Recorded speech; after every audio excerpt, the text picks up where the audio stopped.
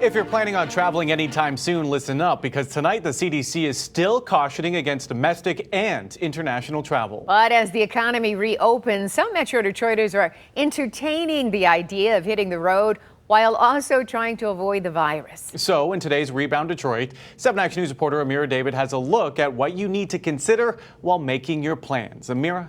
That's right, Alan, Carolyn, summer is upon us. Lots of us have the itch to get out of town, and that includes one Royal Oak senior now trying to weigh how to do it and stay safe at the same time. Going to Florida right now really would mean a lot to us. For Maureen LaFleur and her husband Paul, Venice Island, Florida is their happy place. Great little town. It's like stepping back in time.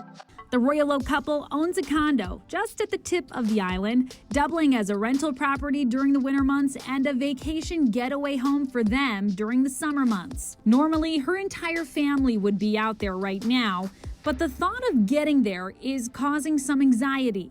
I would prefer to fly because we can probably get down there in 3 hours, but it's being contained in a small space. Would it be easier to drive? But then you're talking 24 hours of travel and stopping in a hotel. We're a little bit afraid. While economies are reopening across the country, Metro Detroiters are reopening the conversation of how to travel while keeping COVID-19 at bay.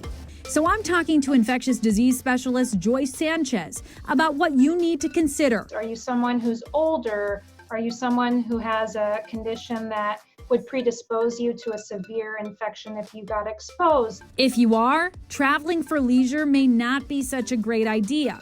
But if not, then you'll have to weigh the risks of getting to your destination.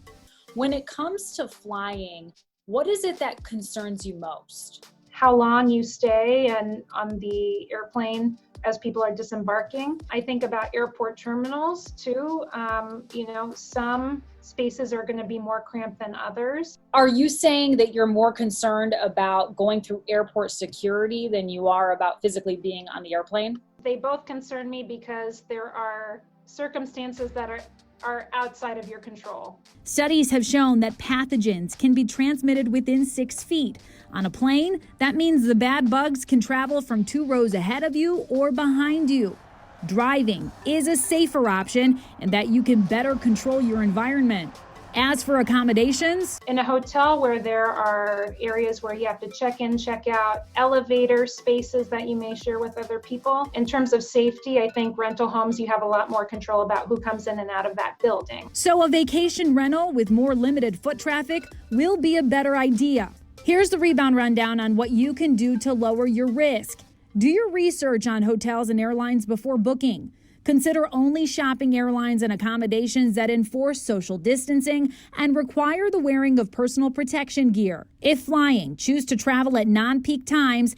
And if driving, pack food and snacks to limit the need for restaurant stops.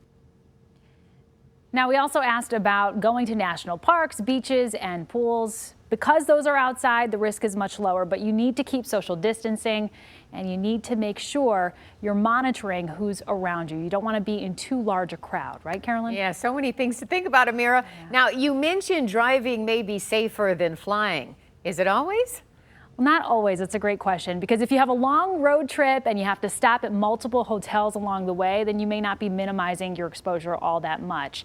As for bathroom stops, because we know that's another part of driving, the doctor says just be mindful of the type of bathroom you use. Try to use a unisex single stall bathroom when available, and take plenty of soap along with you just in case there isn't any there. Wow, a lot to think about as we get back into the new normal. Thank you. Great advice as always, Amira. And as always, if you need help bouncing back in the wake of this pandemic, have a question, or just want to share your story of recovery, email us at rebounddetroit@WXYZ.com.